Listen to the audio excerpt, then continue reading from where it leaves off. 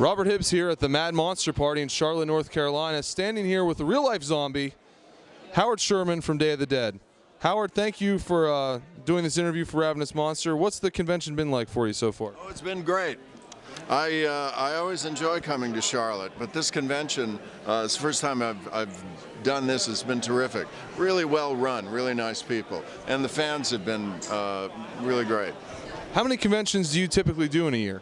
Well, it varies. I don't think I've ever done more than 2 or 3, probably. The thing is I continue to work as an actor. I just closed a Broadway show several months ago, and well, I was here in Charlotte about a year ago doing Homeland, an episode of that, and I'm about to go out to San Diego to do the Shakespeare Festival there for the summer. So that tends, I know that people have complained because I've signed up for a number of shows and then I've gotten a real job and not been able to come do it. But on average, 2 or 3. What's your craziest fan encounter experience? My craziest? That's funny you should ask. I think it was in Arizona. This kid, probably about 14 years old, whole rack of braces, terrible skin, Coke bottle end lenses, looked like his hair perhaps had never been washed. And, you know, he had some sort of slasher shirt or something like that. And he stood there kind of walking in place like he had to go to the bathroom and saying over and over and over, I'll do an impression for you. You are God. You are God. And I kept trying to calm him down and sort of engage him in a conversation, but he just wouldn't go there. He just kept standing there doing that over and over and over. And I don't remember how it finally resolved. Maybe somebody took him away, but it was a little unnerving, you know. Yeah. I can imagine. So what was it like playing a zombie and working with George A. Romero? Oh, it was great. He's a terrific director, and I found him to be a very rare thing in a director, which is actually helpful. You know, most often in my experience, the actor knows more than the director does. I mean, the director knows about camera stuff, but very few directors really have the first clue as to what to say to an actor, other than have more fun with it, or faster, or slower, or, you know, something.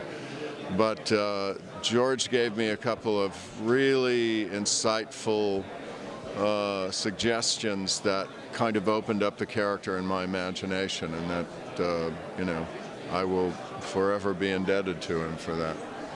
Now, are brains high in fiber? Pardon me? Are brains high in fiber? Actually, I don't believe so. I think it's mostly fat. We're thinking with fat, folks. Camera's on him. Okay. Anyway, I think a lot of horror fans probably won't ask you this. Maybe they do. But you actually have a famous role as one of Elaine Bennett's boyfriends on Seinfeld in the Junior Mint. Have people been approaching you about that at this con or any conventions? It comes up occasionally. I've signed a few Junior Mint boxes. You know. What was it like working, you know, on Seinfeld? Oh, it was great. They were, I think that was the second or third year, maybe it was second year, I don't remember, but they were newly a big hit. So everyone was very happy, but still sort of surprised, you know, because if you'll recall, I don't know, you were probably a kid when that show, it didn't come out strong out of the box. It took a while for them to sort of perfect the show and figure out really what they were about and to find an audience. I think they were very nearly canceled before they really came into their stride. And when I was on the show, it had only recently sort of been officially declared a big hit. And so they were a very happy group of people. And everyone was, you know, I mean, they're all masters at what they do. So that's always fun, you know, to work with people that really know what they're doing.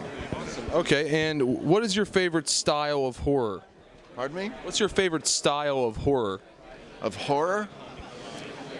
Well, a very rare style, which would be extremely realistic.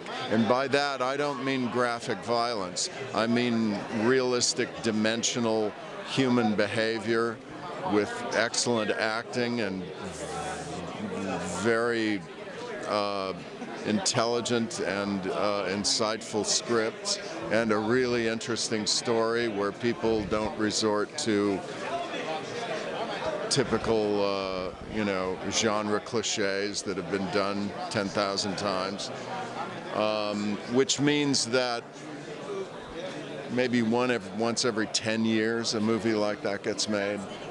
Unfortunately, it's a pretty kind of a bargain basement genre in terms of the quality of the same criteria by which you judge any of the films that are nominated for Academy Awards.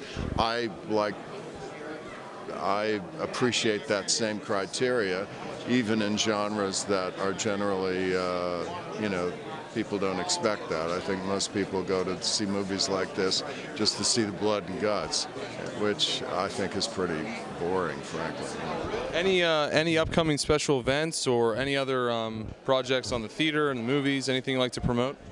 No, other than, the horror fans should come see me in Rosencrantz and Guildenstern Are Dead at the Old Globe Theater in San Diego this summer. I'm sure they'll have a wild time. If you do, you should familiarize yourself with the play Hamlet, which this play is based on.